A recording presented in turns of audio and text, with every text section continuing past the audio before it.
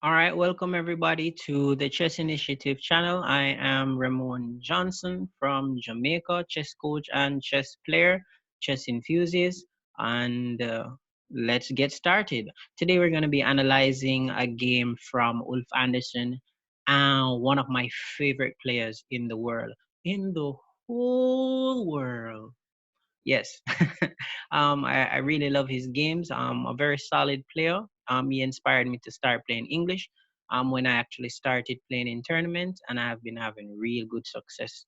Just from studying his games alone, it has really led to the cultivation of my chess style in terms of how I play games over the board and my stream of thinking. So let's get started with the game. Important disclaimer, we won't be using any engines. We'll be more focused on ideas, understanding. So if I do give a wrong variation, which I don't think I will do because I don't have bad calculation skills. Currently, I have 2,600 in calculation on leeches, 2,200 rapid, although I haven't been playing a lot of rapids though or blitz.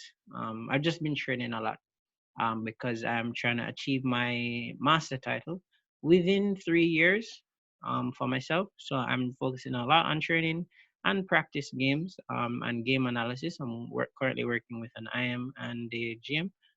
But let's get started. The game starts with the powerful move from Ulf Andersson, knight f3. Black plays, oh, his opponent is Karl Robatash.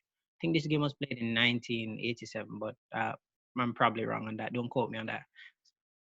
C4, C5, G3. And this first idea that we're going to talk about is the move of B6, excuse me. Uh, the pawn on B6. What does that do?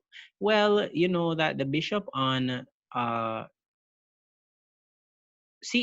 gets to come to B7. The bishop will be contesting the light square bishop that wants to go on G2. So that's the idea really. But one of the drawbacks of a plan like this is that white is developing his king side while black is playing on the queen side with his bishop. So he will be slightly behind in development because of this plan, because he is playing on the queen side right now. But it's not really the biggest deal.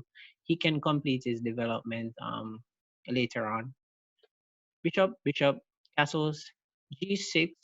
The idea is to put the bishop on g7, obviously. B3, another idea, just similar to the b6 idea, the double fianchetto opening. We're also going to be contesting the bishop that is going to go on g6, or sorry, g7. So all of these are actually natural moves. Nothing special here. Knight goes to its natural square on c3 and d5.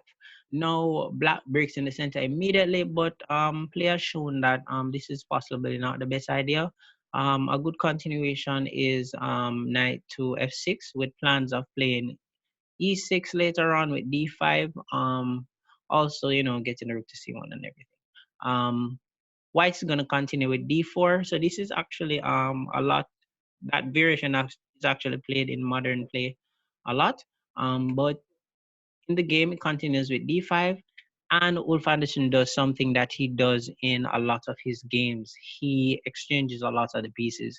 If you're playing for an advantage against a stronger opponent, you would necessarily do this, but it is synonymous with his style. Ulf Andersson, many times, he is recorded to have the lowest losses actually among grandmasters in history. He just didn't lose games. Somewhat similar to Petrosian, but he has lost less games than Petrosian, even in himself. A lot of the tournaments that he won, it was just draws and wins, draws and wins. I actually hardly find games for him where he loses a lot because of how he plays, right? He will exchange pieces, enter a simple position, and he liked to play technical and theoretical end games where he knew a lot and his opponents messed up. Somewhat similar to our current world champion, but Magnus will play more creative in the middle game to get some chances. But let's go.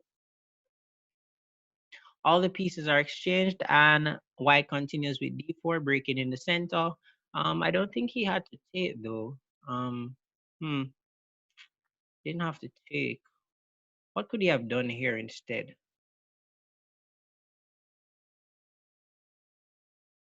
But we have to be very careful. Have to be very careful. Yeah, we have to be very careful.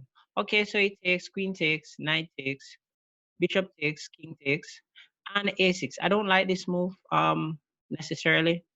I don't like this move. One of the reasons I don't like this move, one, it does create a weakness on the b6 square.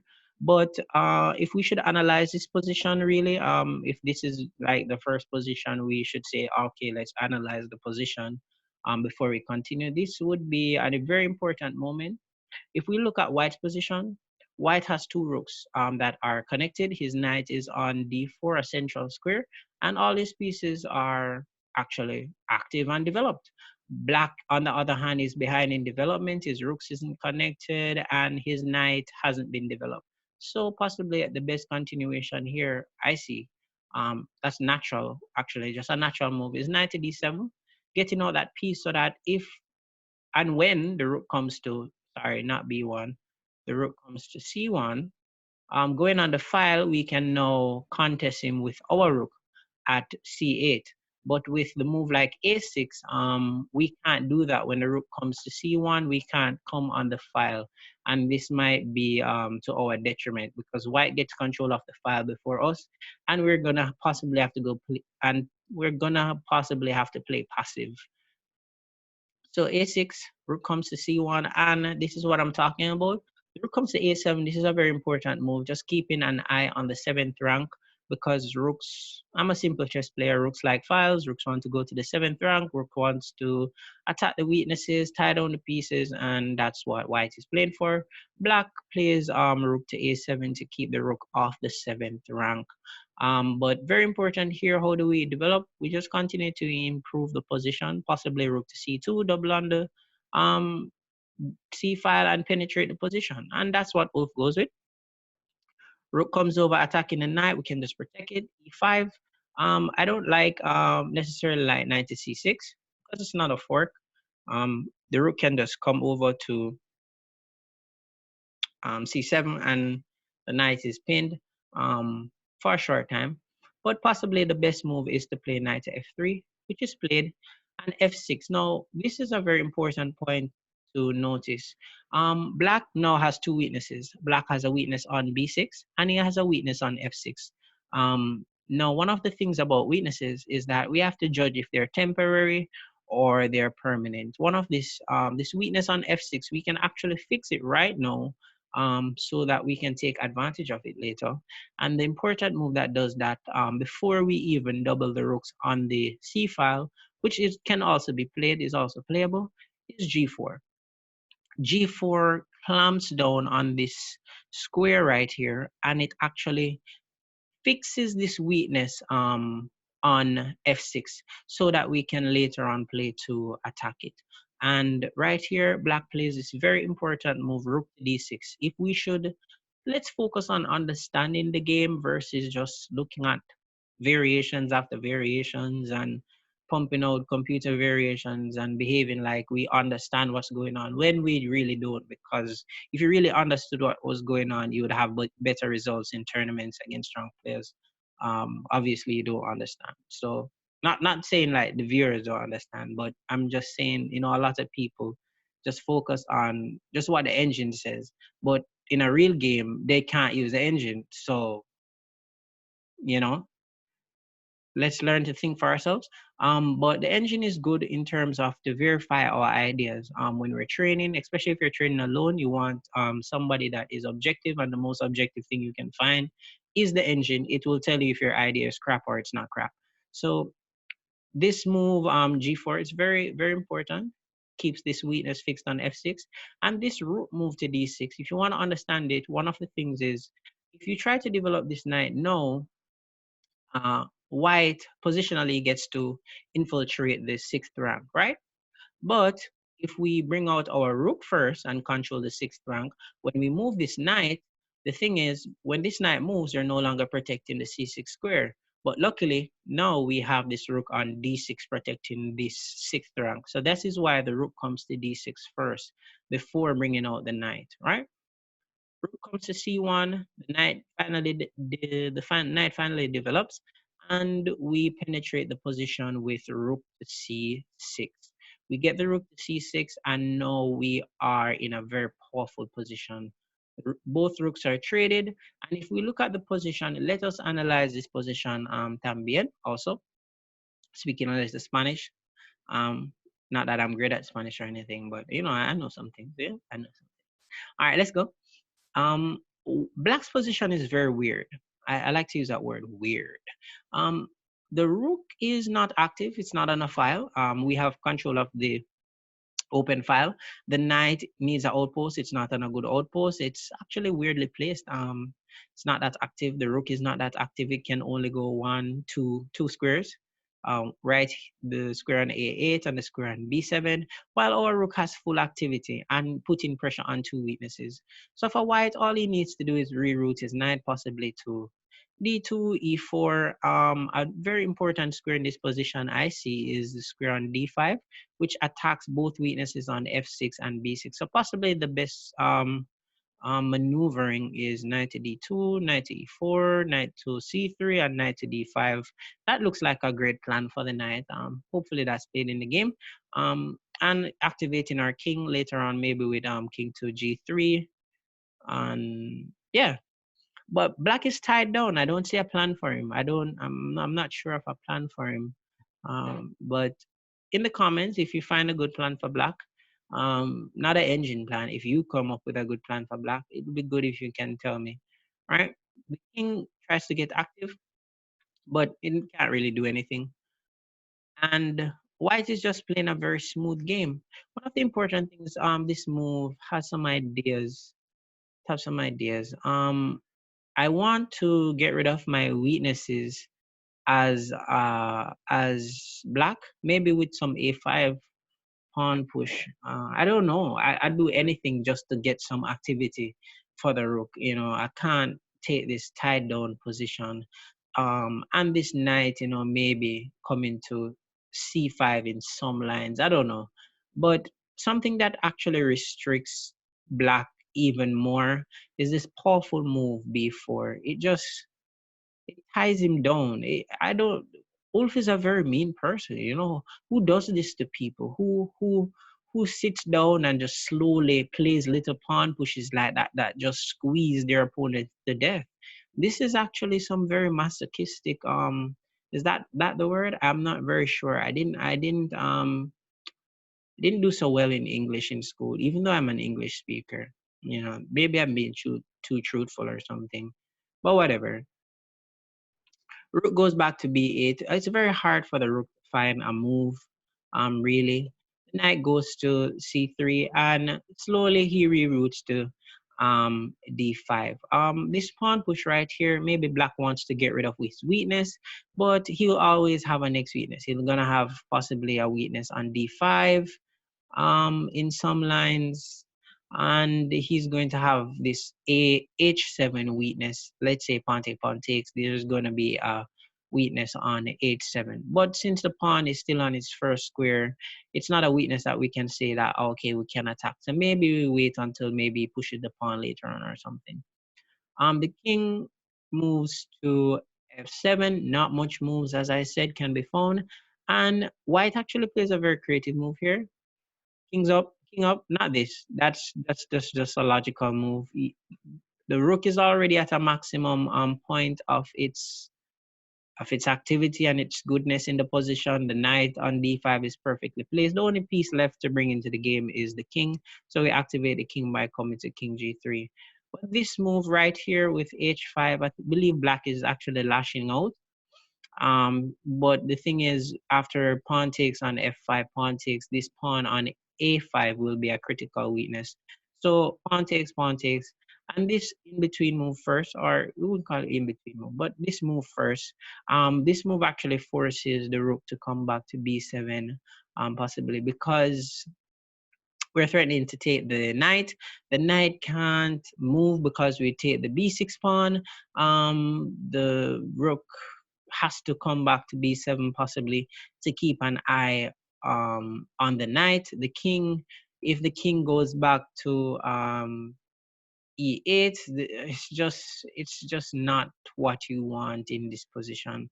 Rook comes back to b7. Black is being tortured, and white takes this pawn. If we look at the position now, the pawn on f5 is going to fall. One of the major reasons is the king can't come into the game to protect the pawn. The knight on d7 and the rook on b7 are tied down to the b6 pawn, and black actually resigned in this position and white won. Ulf Andersson won this game perfectly. But one of the things is there were better moves for black. If we go back, as I said, one of those simple plans was just to develop the knight to d7, getting the activity. And if the rook, oh, not that one. If the rook comes to c1, we can contest him on the file.